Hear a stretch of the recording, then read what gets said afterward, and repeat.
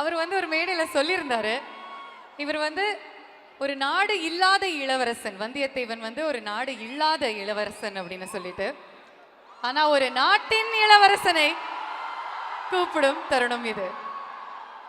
ஒரு இளவரசனுக்கு என்னெல்லாம் அம்சங்கள் இருக்கணுமோ அது எல்லாமே இந்த கதாபாத்திரத்துக்கு இருக்கு.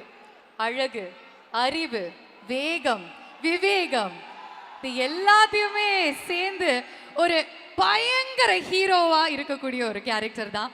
Loved by all, respected by all. Ponniyin Selvan Jayam Ravi அவர்களை அன்புடன் விடைக்கு அழைக்கிறோம்.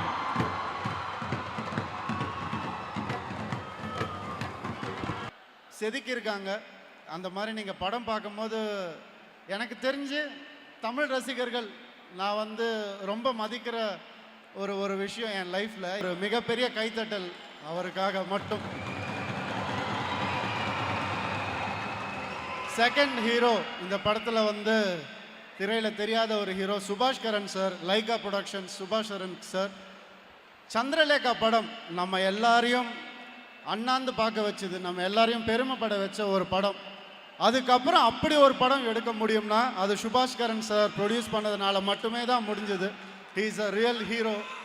இந்த படம் சந்திரலேகா விட பேசப்படணும்னு நான் ஆசைப்படுறேன். கண்டிப்பாக ரவிவர்மன் சார் மூணாவது ஹீரோ, அவர் இந்த படத்தில் ஒவ்வொரு ஷாட்டையும் செதுக்கி இருக்காருன்னு நான் சொன்னேன்.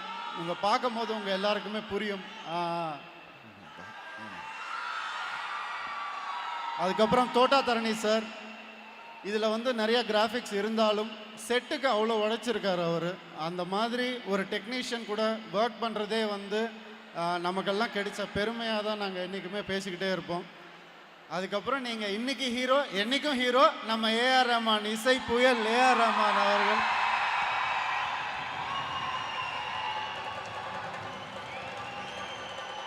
கார்த்தி அவர்களாவது வந்து அவர் கூட ஒர்க் பண்ணியிருக்காரு, நான் ஒர்க் பண்ணதே இல்லை. ஸோ என்னுடைய பல கனவுகள் இந்த படத்தில் நினைவாச்சு. ஏஆர் ரஹ்மான் சார் கூட முதல் படம் எனக்கு ரொம்ப பெருமையாக இருக்குது. அண்ட் ஜெயராம் சார் கூட பல எக்ஸ்பீரியன்ஸ். அவர் எனக்கு குருசாமி, அவர் எனக்கு வந்து கடவுள் மாதிரி எனக்கு. அவர் எப்போவுமே அவரால் எனக்கு பல நல்ல விஷயங்கள் நடந்திருக்கு. பல நல்ல ஒரு சினிமா கான்வர்சேஷன்ஸ் அவர் கூட பேசும்போது தெரிஞ்சுக்கிட்ட விஷயம் எல்லாமே என் லைஃப்பில் மறக்க முடியாத விஷயம். அண்ட் இந்த படம் ஒரு மிகப்பெரிய லெசன் கற்றுக் கொடுத்துருக்கு எனக்கு, எங்கள் எல்லாருக்கும். அப்படின்னு சொல்லப்போனால் எல்லாருக்கும் கற்றுக் கொடுத்துருக்கு. இது வந்து சாதாரணமான படம் கிடையாது. நான் எப்போவும் சொல்கிற மாதிரி ரொம்ப உழைச்சிருக்கோம், அதெல்லாம் சொல்லி தான் ஆகணும், வேறு வழி கிடையாது. ஆனால் இந்த படத்தில் நாங்கள் மட்டும் இல்லை, பல ஆயிரம் பேர் கஷ்டப்பட்டு உழைச்சிருக்காங்க. அண்ட் இது சில பேர் டெக்னிக்கலாக படம் எடுப்பாங்க, சில பேர் வந்து எமோஷ்னலாக படம் எடுப்பாங்க, அதெல்லாம் நம்ம பார்த்துருக்கோம். பொன்னியின் செல்வன் உங்களுக்காகவே எடுத்த ஒரு படம், அதுதான் உண்மை. ஒவ்வொரு ஷாட்டும் உங்களை மைண்டில் நினச்சிக்கிட்டு இந்த புக்கை வந்து நெஞ்சில் சுமந்துக்கிட்டு வந்து எடுத்த ஒரு படம்.